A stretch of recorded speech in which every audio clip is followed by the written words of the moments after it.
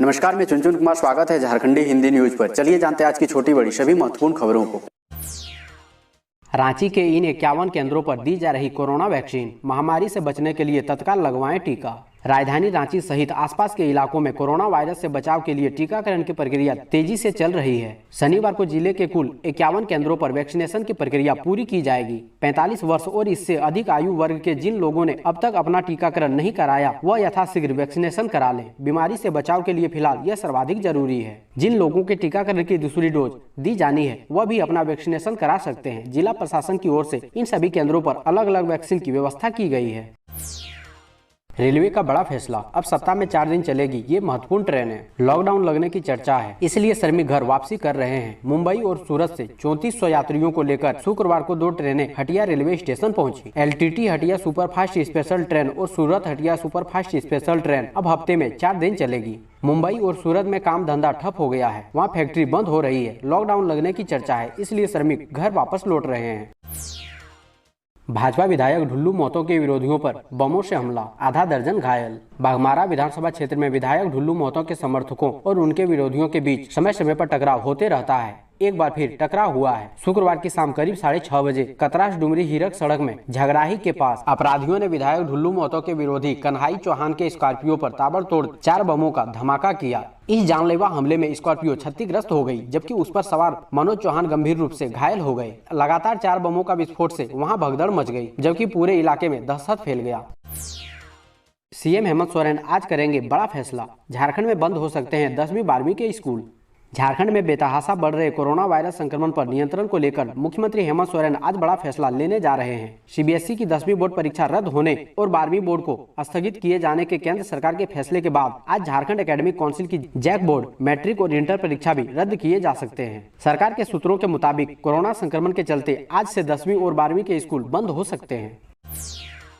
आज छाए रहेंगे बादल, कल से फिर बदलेगा मौसम का मिजाज। राजधानी रांची और आसपास के इलाकों में मौसम लगातार बदल रहा है। मौसम विभाग की ओर से जारी किए गए अनुमान के अनुसार शनिवार को आसमान में बादल छाए रहेंगे। हालांकि तापमान में आंशिक बढ़ोतरी के आसार हैं। रविवार से एक बार फिर आसमान साफ रहेगा। आगामी 21 अप्रैल को फिर बादल दिखाई दे सकते हैं। 22 अप्रैल को मौसम दोबारा साफ हो जाएगा। इस बीच तापमान में उतार चढ़ाव दिखाई दे सकता है। पिछले 24 घंटे में शहर का अधिकतम तापमान 36 डिग्री सेल्सियस रिकॉर्ड किया गया है। न्यूनतम तापमान 24.8 डिग्री सेल्सियस रहा।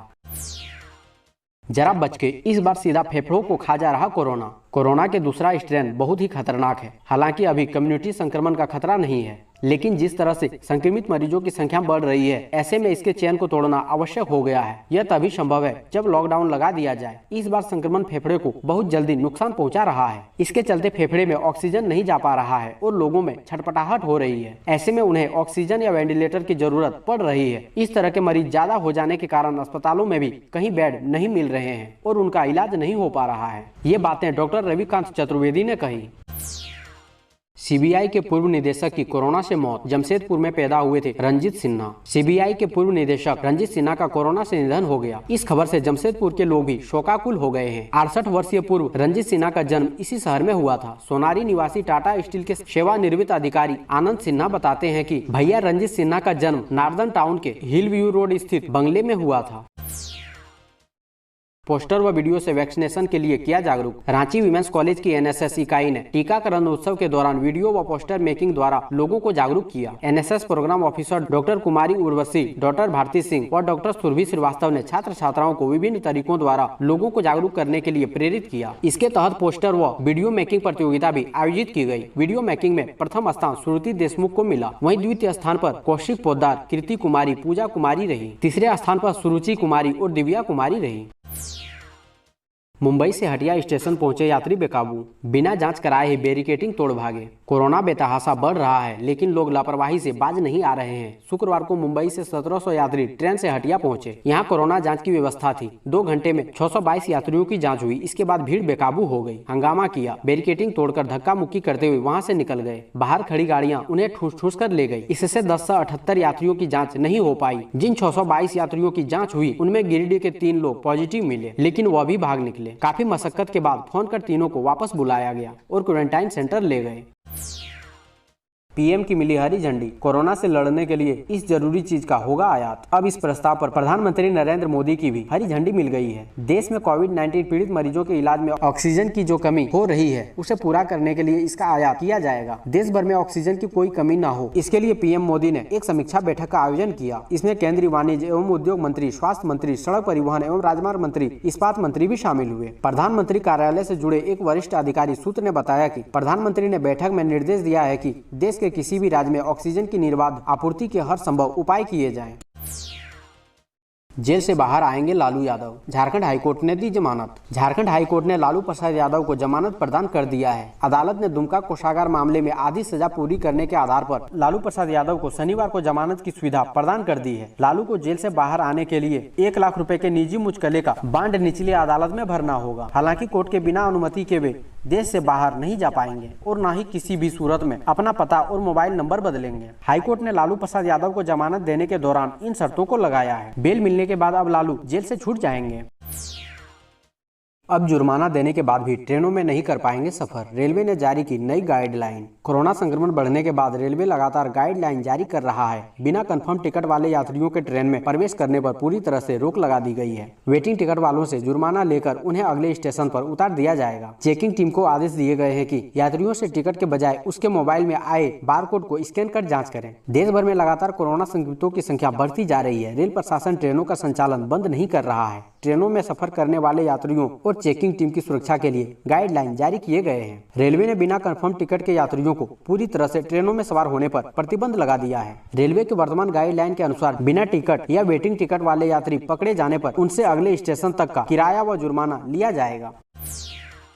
झारखंड में सचिवालय, मंत्रालय, स्कूल, कॉलेज, आईआईटी जैसे संस्थानों में कहर के बाद अब कोरोना ने राज्य के जेलों में भी दस्तक देना शुरू कर दिया है। इस बार कोरोना का विस्फोट खुट्टी के उप कारागार में हुआ है। खुट्टी उप कारागार के 21 कैदी कोरोना पॉजिटिव मिले हैं। इतनी बड़ी संख्या में कैदियों के कोरोना पॉजिटिव मिलने से जेल प्रशासन सख्ती में आ गए हैं। गुरुवार शाम 21 कैदियों की रिपोर्ट मिलने के बाद सभी 21 कैदियों को जेल में ही एक अलग सेल में आइसोलेट किया गया है। शुक्रवार को नगर पंचायत के सहयोग से पूरी जेल को सैनिटाइज भी किया गया। झारखंड में रेमडेसिविर इंजेक्शन की किल्लत, हैंड सैनिटाइजर समेत कई जरूरी दवाओं की कालाबाजारी शुरू। कोरोना की दूसरी लहर में सबसे कारगर माने जाने वाली रेमडेसिविर इंजेक्शन की किल्लत शुरू हो गई है। हालांकि झारखंड अकेले ही ऐसा राज्य नहीं है जहां पर इसकी कमी है। कई ऐसे राज्य हैं, मरीज रेमडेसिविर के लिए दर दर भटक रहे हैं, लेकिन उसे रेमडेसिविर इंजेक्शन नहीं मिल पा रहा है। यात्रीगण ध्यान दें, अब यात्रा के दौरान मास्क न पहनने वालों के लिए रेलवे हुआ सख्त, भरना होगा इतना जुर्माना। देश में बढ़ते कोरोना संक्रमण को ध्यान में रखते हुए रेलवे भी अलर्ट हो गया है। सख्ती बरतते हुए भारतीय रेलवे द्वारा मास्क न पहनने वालों के खिलाफ 500 रुपए का जुर्माना लगाया गया है। यानी कोई भी यात्री अगर रेलवे परिसर में बिना मास्क पहने नजर आए तो उसे जुर्माना भरना होगा। बता दें कि देश में हर दिन कोरोना के मामले में इजाफा हो रहा है। यही वजह है कि देश के अधिकतर राज्यों में वीकेंड लॉकडाउन और नाइट कर्फ्यू लगाया गया है।